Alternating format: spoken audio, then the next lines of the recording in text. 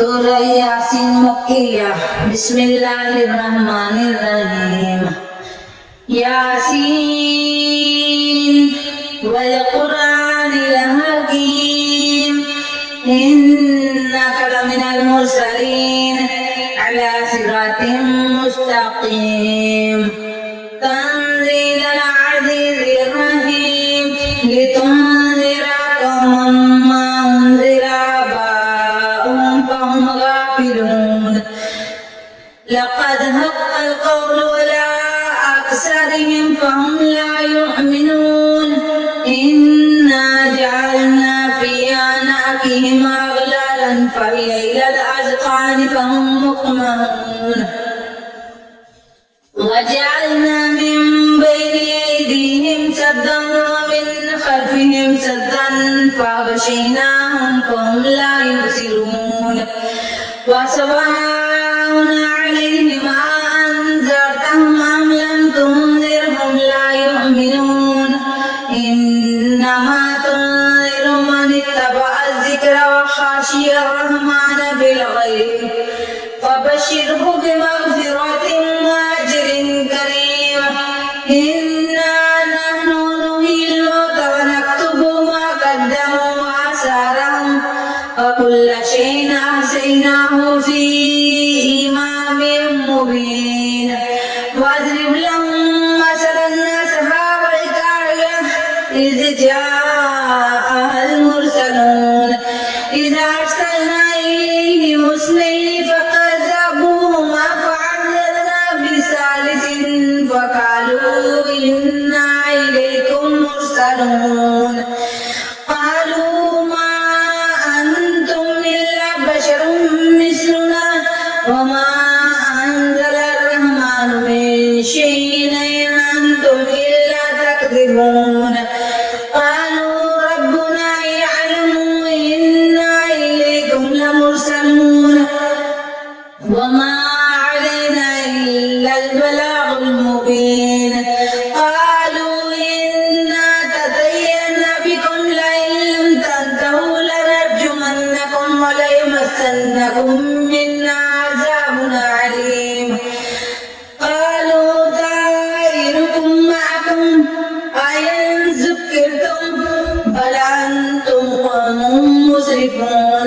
وجاء من أقصى المدينة رجل يسعى قال يا قوم اتبعوا المرسلين اتبعوا من لا يسألكم أجرا وهم مهتدون.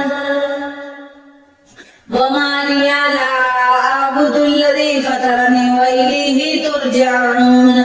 أتخذ من دونه آلهة إن يردني الرحمن بضر لا تغني عني شفاعتهم شيئا ولا ينقذون. إني إذا لفي ضلال مبين. إني آمنت بربكم فاسمعون. قيل ادخل الجنة قال يا ليت قومي يعلمون بما غفر لي ربي وجعلني من المكرمين. وما أنزلنا على قومه من بعده من جند من السماء وما كنا منزلين. إن كانت إلا صيحة واحدة فإذا هم خامدون. يا حسرة على العباد ما يأتيهم من رسول إلا كانوا به يستهزئون. ألم يروا كما أهلكنا قبلهم من القرون أنهم إليهم لا يرجعون. وإن كل لما جميع لدينا محضرون. وآيات لهم الأرض الميتة أحييناها وأخرجنا منها حبا فمنه يأكلون. وجعلنا فيها جنات من نخيل وأعناب وفجرنا فيها من العيون ليأكلوا من ثمره وما عملته أيديهم أفلا يشكرون. سبحان الذي خلق الأزواج كلها مما تنبت الأرض ومن أنفسهم ومما لا يعلمون.